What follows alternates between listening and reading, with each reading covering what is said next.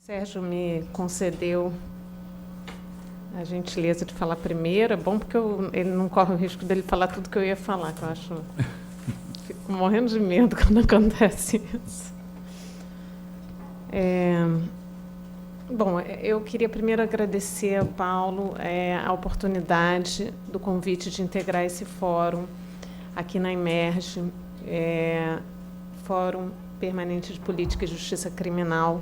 Nós procuramos fazer, ao longo do ano, várias atividades com uma abordagem crítica dos institutos de direito penal, criminologia, direito processual penal, e não apenas uma análise mais dogmática. Então, a gente pretendeu fazer essa abordagem diferenciada e fazer aqui do fórum um espaço de resistência, como a gente diz, porque, tendo em vista esse cenário que o Paulo bem descreveu, a gente precisa se indignar e tem que, apesar de nós trabalharmos com direito penal diretamente, eu sou uma juíza criminal, né, quando a gente não acredita na pena, principalmente na pena de prisão, como uma solução para a questão de segurança pública, é bem difícil. E quando a gente acredita que todas as pessoas, ainda aquelas que sejam acusadas da prática de crime, têm direitos que têm que ser preservados, na realidade atual é muito difícil a gente trabalhar. Então, a gente, eu sempre digo isso, a maioria dos juízes não pensa como nós. Não sei por quê. Seria uma questão para refletir, é difícil, mas a maioria acredita na eficiência do sistema punitivo, na necessidade de manter as pessoas presas, que o crime de tráfico de drogas, por exemplo, é um crime gravíssimo e que as pessoas têm que permanecer presas o maior tempo possível, acredita na eficiência da pena de prisão. Então, são crenças. A gente é uma crença na prisão, que o Nilo Batista fala muito disso, né? Que a gente não compreende, porque, na verdade, é um modelo que não funcionou. E se mantém, sempre a solução para o problema de segurança pública é mais do mesmo, mais prisão, mais punição, mais prisão, quando a gente sabe que não está funcionando, porque a gente não está se sentindo seguro. Né? O Sérgio também fala disso, a questão do aumento da população carcerária, da superpopulação dos presídios e de você investir sempre na repetição da mesma solução, como se fosse a única solução possível. Então, é uma questão de tentar pensar um pouco se existem outras possibilidades. Né? Só que as pessoas que estão à nossa volta, os meus colegas no tribunal que julgam comigo, não pensam como eu, a maioria. A gente pode dizer que a gente é minoria.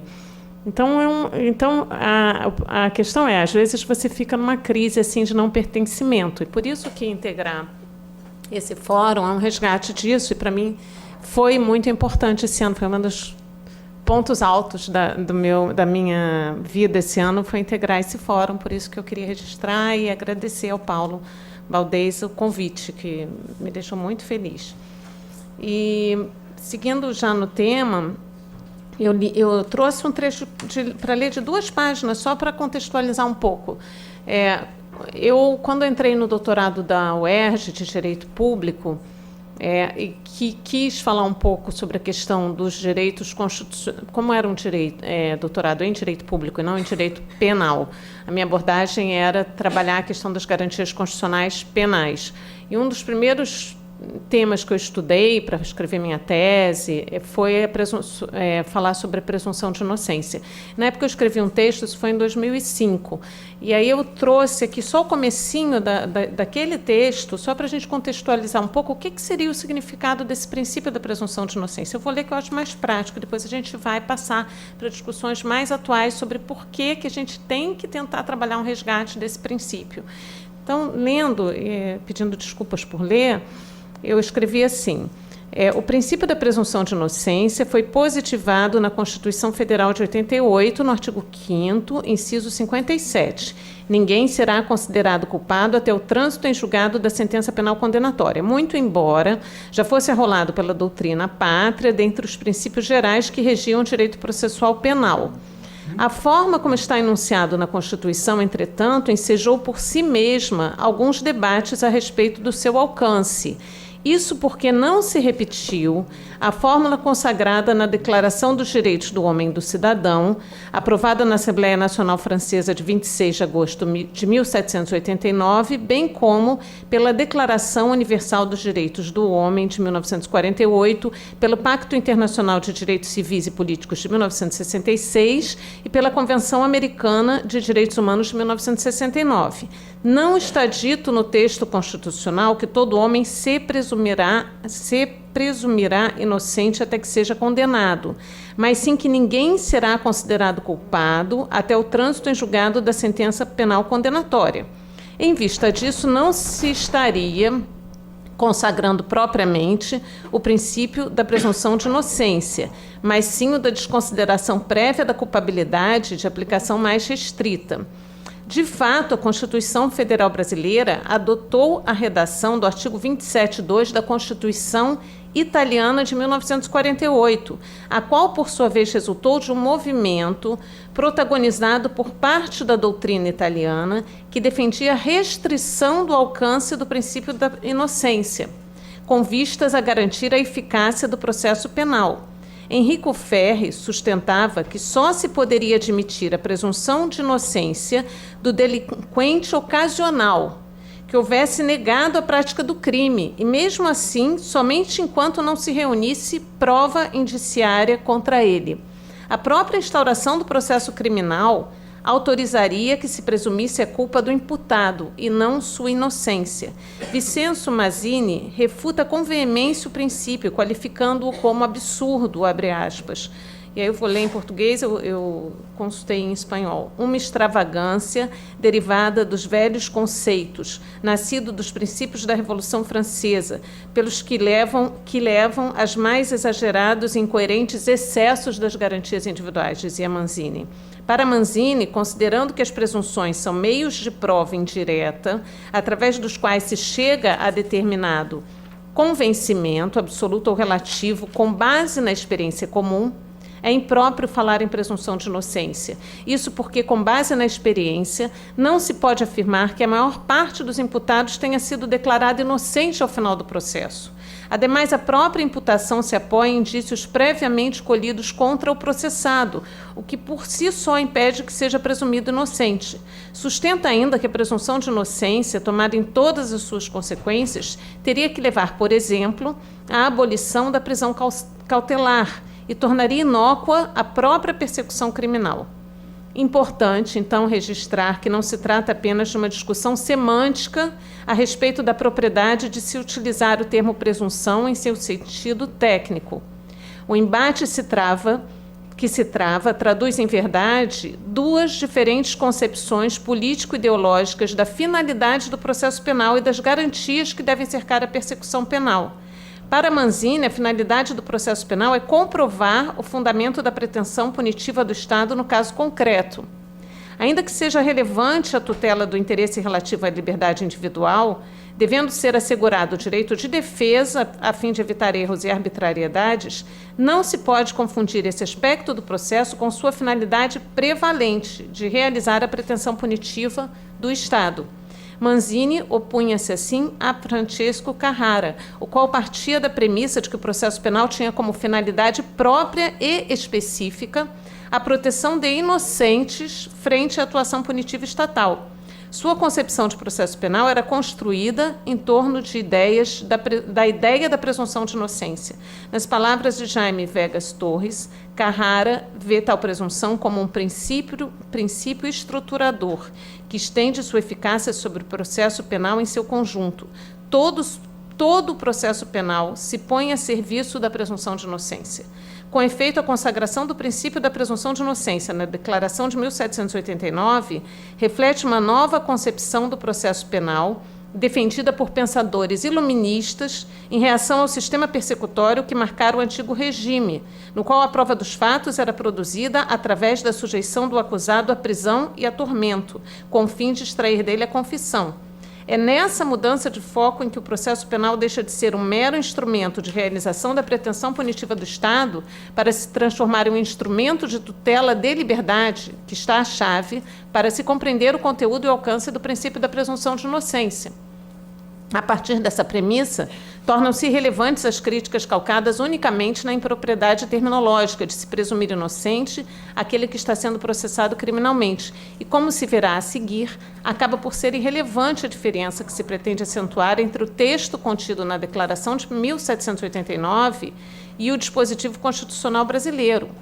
Ainda que a fórmula adotada pela Constituição de 88 tenha sido engendrada na Itália pós-fascista, a partir das críticas capitaneadas pelas escolas positiva e técnico-jurídica, presunção de inocência, o certo é que na prática judiciária brasileira não se estabeleceu diferença entre os princípios da presunção de inocência e da desconsideração prévia de culpabilidade. E aí, eu estou encerrando esse texto, como disse, eu escrevi em 2005, na época que eu estava fazendo meu doutorado. E, na época, eu queria afirmar que o fato de não se falar que a pessoa será presumida inocente, mas sim que ela não tem o status de culpado, não será considerada culpada até o trânsito em julgado da sentença condenatória, não permitiria a diminuição do escopo de proteção da presunção de inocência. Isso foi naquela época. E aí eu cito um monte de jurisprudência dos tribunais superiores que consagrava e fortalecia a ideia da presunção de inocência. E eu queria dizer o seguinte: como todos os princípios constitucionais, todas as garantias constitucionais foram asseguradas na Constituição de 88, nós estamos aí, a Constituição tem 30 anos, né? Passamos por um período de constitucionalização do direito infraconstitucional. Nós temos que reinterpretar o direito infraconstitucional à luz dos preceitos da Constituição de 88. Isso se deu em todas as esferas, todos os campos do direito.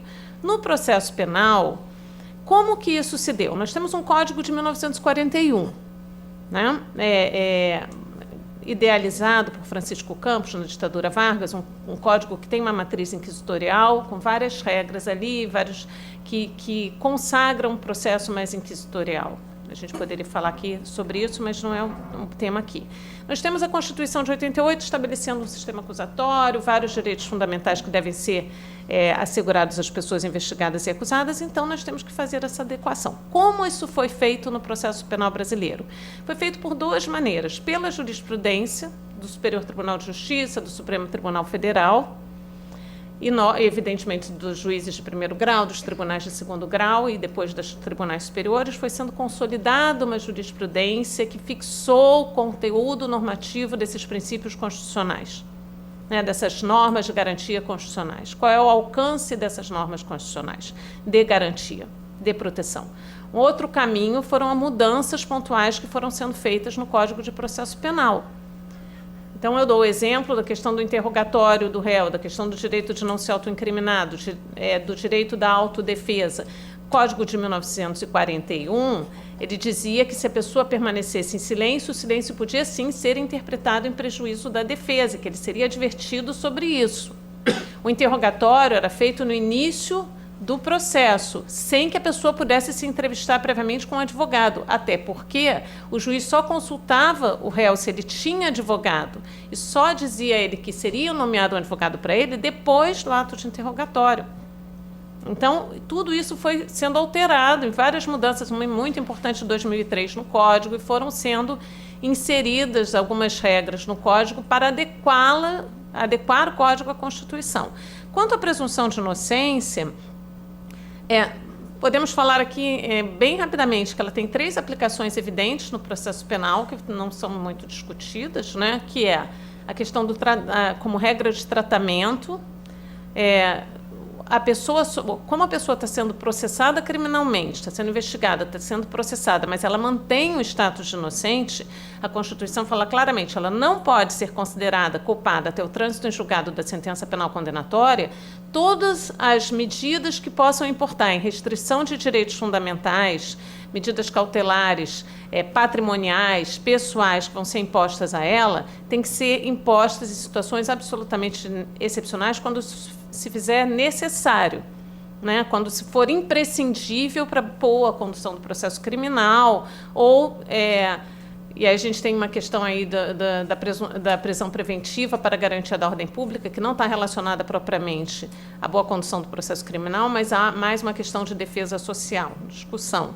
Né? Mas, de qualquer maneira, são medidas excepcionais que podem ser impostas à pessoa que ainda detém o status de inocente. Tá? A gente tem a questão da presunção de inocência na sua aplicação no campo probatório, que é extremamente importante, que diz que, como a pessoa ainda é inocente, quem tem que reunir provas suficientes para condená-la, para que se estabeleça uma situação de certeza de que ela efetivamente cometeu o crime e que ela realmente deve ser responsabilizada, e que ela realmente não agiu numa situação que justificasse aquela conduta, é o Estado, é o Ministério Público.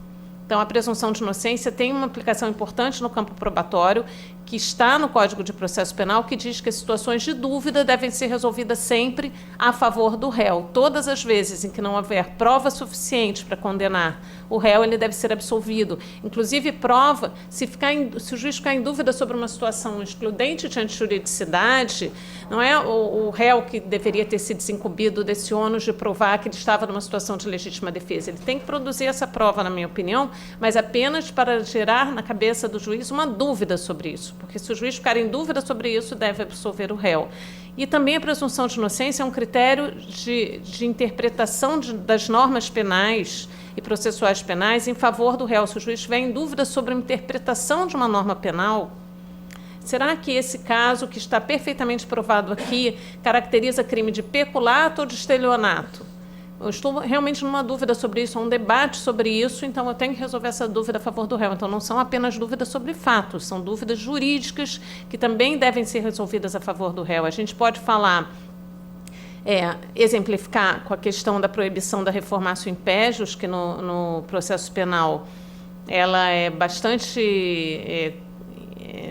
não é flexibilizada nem no Tribunal do Júri, tem jurisprudência do Supremo Tribunal Federal sobre isso, apesar do Tribunal de Júri julgar de forma soberana, e a soberania dos vereditos é uma garantia que está também na Constituição, e no artigo 5º, o Supremo Tribunal Federal afirmou que, uma vez anulado um julgamento pelo Tribunal de Júri, o novo júri não pode piorar a situação do réu.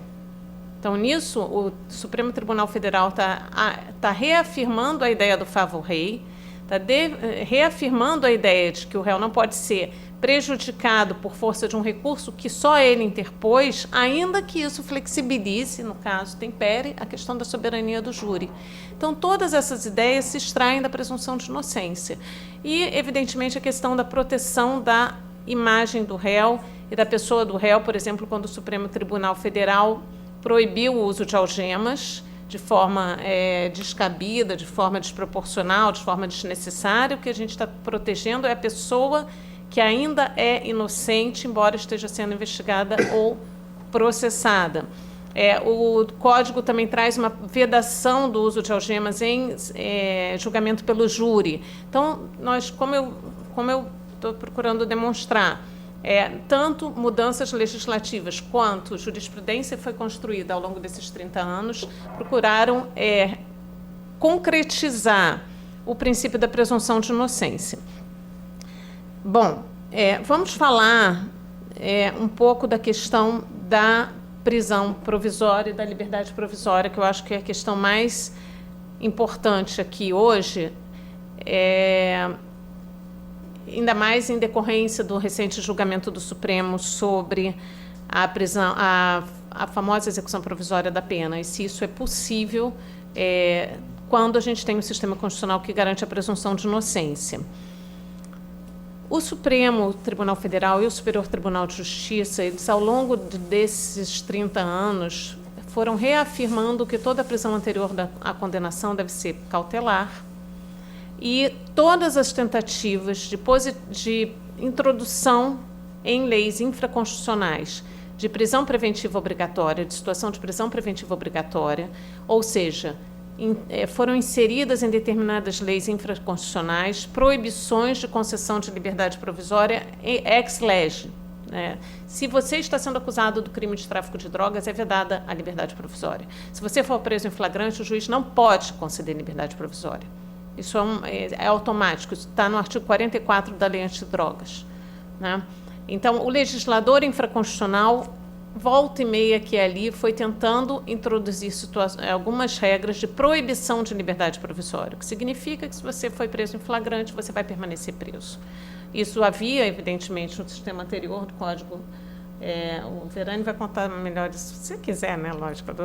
Toda hora eu fico pautando as pessoas. O Verani vai falar disso. Não vai falar se quiser. Mas a gente tinha prisão preventiva obrigatória, né? Crimes apenados com penas mais graves, a prisão preventiva era obrigatória. Isso foi abolido em determinado momento no Código de Processo Penal, antes da Constituição de 88. E volta e meia nós temos a tentativa de reintrodução. Inicialmente na Lei de Crimes Hediondos, foi introduzida a ideia da prisão preventiva obrigatória, da proibição da liberdade provisória, e o Supremo Tribunal Federal foi afirmando e reafirmando, tanto no Estatuto do Desarmamento, quanto na Lei de Crimes Hediondos, como na Lei Antidrogas, que não era constitucional esse tipo de previsão normativa, que a gente tem a possibilidade de crimes inafiançáveis, como a Constituição estabeleceu. Não é passível de fiança o tráfico de drogas, não é passível de fiança o crime hediondo, mas não a vedação da liberdade provisória. E por que isso? Porque se a pessoa tem o status de inocente, o juiz tem que justificar concretamente, considerando as circunstâncias do caso, por que aquela pessoa deve ser mantida em situação de prisão cautelar. Por que ele vai decretar prisão cautelar? Não é possível que só pelo fato de ele estar sendo acusado por determinado crime, tido como grave pela legislação, ele vá ficar preso preventivo por todo o tempo, não tenha chance de ter a sua liberdade provisória concedida. Lógico que a gente está falando tudo aqui em tese, porque o que o Paulo falou já desconstrói tudo que eu estou falando, que a realidade é bem diferente por causa de uma questão, enfim, não vou nem tratar porque não... Sérgio vai tratar disso. Mas é interessante porque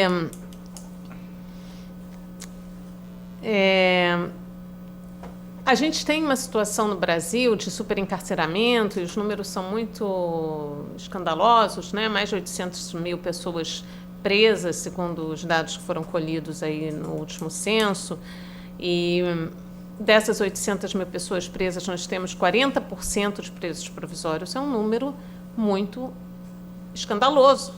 40% da população carcerária de presos provisórios, pessoas que ainda não foram condenadas. Então, dizer isso é praticamente dizer, como disse o Paulo agora, que a presunção de inocência está ali na Constituição, mas nós temos dificuldade de implementar isso, né, na prática. Então, pessoas que eventualmente podem não vir a ser condenadas, podem vir a ser condenadas apenas que serão substituídas, podem vir a ser condenadas apenas em que elas terão que cumprir num regime menos gravoso do que aquele em que elas estão naquele momento, porque a prisão preventiva não permite, ela não é usufruída em regime semiaberto ou em regime aberto, né? E pessoas sujeitas à privação de direitos fundamentais, que não são só o direito de liberdade, tendo em vista o descalabro, que é o sistema penitenciário no Brasil, que são a situação das prisões no Brasil, que o Supremo Tribunal Federal afirmou com todas as letras que o sistema prisional brasileiro se traduz em um estado de coisas inconstitucional, em que os direitos mais básicos são desrespeitados, são masmorras medievais. Isso foi dito pelo Supremo Tribunal Federal. Lamentavelmente, o Supremo Tribunal Federal, após afirmar isso em vários votos muito contundentes nessa ação declaratória de constitucionalidade, que eu não lembro o nome, é ação de descumprimento de preceito fundamental, não lembro o número dela aqui, ele não tomou uma medida mais concreta para resolver isso. Ele apenas fez recomendações e não tratou naquela ocasião da questão do numerus clausus, que agora está tratando. O ministro Edson Fachin concedeu uma liminar quanto à questão das casas de internação de adolescentes infratores, estabelecendo o numerus clausus, dizendo que a lotação tem que ser até no máximo de X, de 100 e poucos %, e determinando que as outras pessoas fossem simplesmente soltas, que não se poderia tolerar uma lotação maior do que essa. Não fez isso nesse processo, poderia ter chegado até aí, né? Não sei se isso chegou a ser requerido pela UERJ, que foi o Laboratório de Direitos da UERJ, que foi autor nessa ação. Mas nós temos que avançar nisso também. Eu queria tratar de 2 temas para terminar. O primeiro, a questão do Supremo Tribunal Federal, a execução provisória da pena, rapidamente, e o segundo, a questão desse PL, que foi aprovado agora na Câmara dos Deputados, PL 103/72 de 18, que é o tal do pacote anticrime do Sérgio Moro, que não é mais do Sérgio Moro, porque eu andei dando uma lida no fim de semana e eles já afirmaram que eles estão, na verdade, aprovando 3 projetos que foram apresentados, não só do Sérgio Moro, mas do Alexandre de Moraes, e um outro que já estava tramitando e fazendo uma consolidação. Então, nem todas as propostas que estavam naquele pacote que foi apresentado pelo ministro da Justiça foram efetivamente acolhidas. Nós temos várias outras questões ali que não dizem respeito a esse projeto anterior, que era chamado de projeto do ministro da Justiça, Sérgio Moro. A questão da execução provisória da pena, ela é um debate importante. É claro que há muita demora para a conclusão dos processos criminais. O judiciário é lento, não é eficiente. Nós temos pessoas que cometem crimes e 15 anos depois não tem uma solução definitiva para os casos. Isso gera perplexidade. E gera perplexidade para as pessoas que foram vitimadas por esses crimes e também para a própria pessoa que está respondendo. Embora ela fique angustiada porque está com uma situação que não foi definida na vida dela, está sendo acusada de um crime e não tem uma solução definitiva, é evidente que o tempo milita a favor da defesa no processo criminal. Nós temos prazos de prescrição, mas as vítimas também devem ter uma resposta, né? Então, nós temos um problema de morosidade, nós não negamos isso. O problema da execução provisória da pena, na minha opinião, está na possibilidade de você dar interpretação às normas constitucionais de garantia que vão absolutamente, frontalmente contra a literalidade da norma. Então, se você tem uma norma que está, e eu acabei de falar um pouco sobre um debate sobre como aquela norma estava desenhada ali, qual foi a opção do Constituinte sobre a forma como seria redigido esse princípio, essa garantia na Constituição. Se nós falamos de trânsito em julgado na Constituição, e isso é um termo inequívoco, é muito complicado você permitir uma interpretação que desconsidere o significado inequívoco do trânsito em julgado, porque você estaria fazendo isso temperando, flexibilizando uma norma de proteção de direito fundamental, com base em quê? O que te autoriza a diminuir o escopo de proteção de uma norma de direito fundamental que tem um significado literal inequívoco, né? Mas a troco de por que você faz isso? Como? Qual é a técnica de interpretação que você utiliza?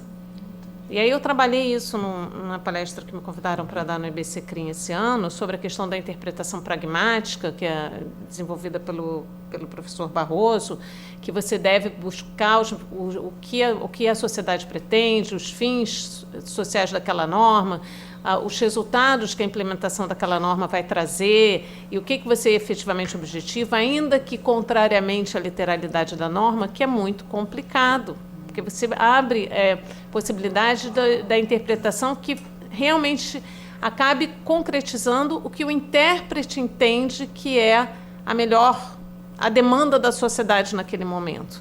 A Jane Reis, que é uma juíza federal, professora de Direito Constitucional da UERJ, tem um texto excelente sobre o risco de você utilizar a interpretação, a chamada interpretação pragmática, para interpretar normas de proteção de direitos fundamentais. Então, você, em tese, diz que há uma colisão de direitos fundamentais que justifica a restrição de uma norma principiológica que defende direito fundamental. De fato, se você tem uma colisão de direitos fundamentais, 2 direitos fundamentais colidindo, dois direitos fundamentais que são de igual hierarquia e que estão ali positivados por uma norma de um princípio, não uma regra, né? Você pode fazer uma ponderação e reduzir o escopo de proteção de uma para fazer valer o outro que naquela situação de colisão tem que prevalecer. Então, liberdade de expressão e direito de privacidade. Você pode ter situações de colisão de direitos fundamentais que justifiquem a restrição de um direito fundamental numa situação de colisão em concreto. Isso é possível, isso é estudado nas universidades. Mas você não pode afirmar que você está numa situação de direitos fundamentais quando não se trata de uma colisão de direitos fundamentais. Você restringir uma norma de proteção para fazer valer, para aumentar a eficiência do aparelho repressivo estatal, não é uma colisão de direitos fundamentais. Então, você não pode dizer que é. Você tem que usar um argumento honesto do que seja aquilo. Né? Você não pode escamotear um debate. Né? Você não pode, digamos assim, utilizar um argumento que, na verdade, utilizar uma técnica que, na verdade, não se aplica ali. Só que o preocupante é que a questão ficou tão polarizada no Supremo Tribunal Federal, e eu defendi nessa minha fala que ficou polarizada por causa da questão da Operação Lava Jato, especificamente por causa da situação do presidente Lula, né, que acabou interferindo no debate. Né, que não é uma coisa boa, você trazer uma questão específica para você tratar de uma interpretação e aplicação de um princípio constitucional, de uma norma constitucional de garantia que vai se aplicar para todos. Né? Mas aquilo ficou tão polarizado que o Supremo está dividido ao meio sobre isso. Nós hoje temos uma maioria de 5-6, afirmando que o princípio da presunção de inocência impede a execução provisória da pena, mas essa maioria é muito frágil e no ano que vem, quando se aposentarem alguns ministros que defenderam isso, isso pode mudar efetivamente. Fora que o ministro Toffoli, que foi o voto de Minerva, aquele que desempatou, afirmou isso no jornal no dia anterior que isso era perfeitamente possível de ser corrigido por uma emenda constitucional. Então, a gente está num debate ainda muito importante sobre isso. Todos têm boas razões para defender. Por isso que eu comecei falando da necessidade de você ter um sistema mais eficiente, que consiga soluções mais rápidas, mas não é só no direito penal, porque também as soluções cíveis, as demandas cíveis, trabalhistas também não terminam. Então, o judiciário é ineficiente em todos os campos também de atuação. Tá? Mas, já está terminando? Então, vou passar. Então, a questão da execução provisória da pena é uma questão para a gente pensar. Questão do pacote anticrime, só para terminar do projeto que foi aprovado. Eu li, o Sérgio vai falar mais sobre isso, com certeza, porque ele já me falou que vai falar. E ele está mais pessimista, ele está muito indignado, isso eu já vou antecipando, e eu li a parte de processo penal, eu não achei tão ruim, para ser sincera. Eu achei que tem coisas aí interessantes que estão vindo. Mas sobre a questão da presunção da inocência, eu vi alguns problemas. Eu só vou pontuar. A questão do acordo de não persecução penal que vem, que é agora, a gente tem a transação penal, e agora o acordo de não persecução penal é mais ou menos semelhante à transação penal, mas um pouquinho piorado, evidentemente, como podia deixar de ser, já que foi ideia do Sérgio Moro. Né? Mas a pena até 4 anos, então a gente vai poder entrar num ambiente de negociação com a pena até 4 anos, e a pena até 4 anos para a pessoa cumprir penas alternativas. Penas alternativas, ou seja, não vai haver possibilidade de pena de prisão sem processo, como havia no projeto original, mas sim penas alternativas, com a anuência da pessoa que está sendo acusada, ela concorda exatamente como é a transação penal. Mas por que é piorado? Uma coisa que me chamou muito a atenção e que eu não consigo compreender o motivo disso, alguém me explica, por favor. Por que no acordo de não persecução penal é exigida da pessoa investigada que ela confesse formal e circunstancialmente a prática do crime? Na transação penal e na suspensão condicional do processo que a gente conhece hoje, é nolo contendere, como dizia lá o Luiz Flávio Gomes. Eu não estou dizendo aqui que eu cometi o crime, eu estou aceitando essa solução que para mim me interessa. Eu estou aceitando me sujeitar a determinadas condições, eu não quero ser processado criminalmente, não confio muito em cabeça de juiz. Ok. Né? Eu posso até me afirmar inocente, mas eu estou aceitando. Isso não quer dizer que eu estou confessando crime nenhum. Isso é uma questão muito importante, porque não tem processo, não tem produção de prova. O Estado não está se desincumbido do ônus de provar a responsabilidade penal de ninguém. Por que a pessoa, para fazer jus a esse benefício, tem que confessar formal e circunstancialmente a prática de crime? Eu não compreendo isso. Eu acho que isso um ritual de humilhação, sinceramente, eu não consigo. Algum aluno me falou assim uma vez, não, professora, deve ser para contemplar o interesse da vítima, que se sente mais contemplada, com a confissão e a bem da verdade que tem que surgir. Ok, eu não consigo compreender a lógica, até porque, em determinado momento para trás, diz que se essa sentença é homologada, a gente tem que ver, tem muita gente ainda para falar, né? Se essa sentença é homologada, não há afirmação de culpa. Terminou, né? Eu nem vou falar mais nada, porque eu sei que Sérgio... não vai falar, não? Então, só para falar... É uma coisa gravíssima. Ele tentou, o projeto reintroduz a prisão preventiva obrigatória no 310, parágrafo 2º, que é inconstitucional. Isso eu tenho certeza que o Supremo vai dizer que é inconstitucional. Ele diz que não pode ter liberdade provisória se a pessoa é reincidente, integrante de ORCRIM, armado ou milícia, porte de arma de fogo de uso restrito. Então, e o criminoso habitual, isso é gravíssimo também. Ela introduz um conceito de criminoso habitual, reiterado, profissional e não define o que seja isso, para negar alguns direitos a essa pessoa. Isso é gravíssimo, porque se a gente tem presunção de inocência e tem afirmação dos tribunais superiores que antecedente de criminais sem sentença penal condenatória transitada em julgado não pode repercutir negativamente na esfera jurídico-penal da pessoa, o que é esse criminoso habitual? Então, e também a execução provisória da pena no júri, que ela foi aprovada. Então, após o primeiro júri, a pessoa vai ser presa e vai começar a execução da pena. Peço perdão por ter falado mais do que eu devia, porque eu sei que tem muitas pessoas para falar. E eu peço perdão para o Sérgio, porque eu fico falando que ele vai falar e ele não vai falar.